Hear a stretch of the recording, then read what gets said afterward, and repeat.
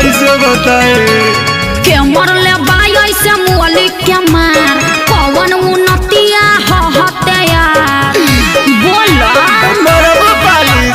के मरले बाई ऐसे मुअली के मार कौन उन्नतिया हते यार। अरे डरो करत रे आ गली में तोरा धरैनी रे कैसे भाई से तोरा पिटैनी रे। अरे का करे आइल रहो हड्डी मसली सब गेल से दूर अरे मरले सारे कसम से भरा अरे मरले सारे कसम से भरा अरे मरले सारे कसम से भरा। अरे कहाँ मरल अरे का बताइए बराबर ले बासा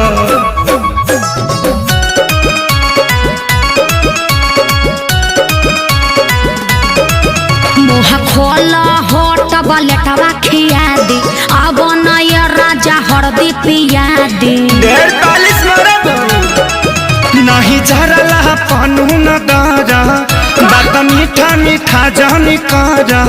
ओहो ऐसा कहे सोचता रह तनिको न कोइला हस विचार कुर्ता पायट कुल्ही देला सफार लहै हरदी गुड़ पीला तका कर मिले हम आईनी रे प्यार में गलती भारी कईनी रे।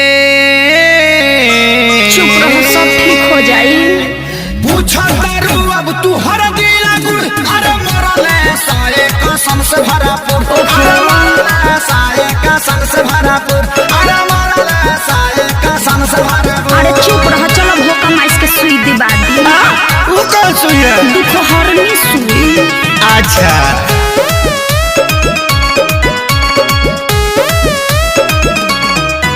मरल सन जैसे मारे कसाई पापी हो बड़ी बड़े सभाई जनता रे खेसारी सभन के सब खेला है बचन के माने के नहीं मोहब्बत में हार ठीक नहीं कोइला सभाई हमार। अरे हेंगा कोई मारेला अरे इज्जत अपन हम लुटैनी रे आ सोनू के बात में पड़क गईनी रे। रहे के बायब तो तोरा से दूर अरे मरले सारे कसम से भरा अच्छा चुप अरे रहो। मरले सारे कसम से भरा अरे मरले सारे कसम से भरा।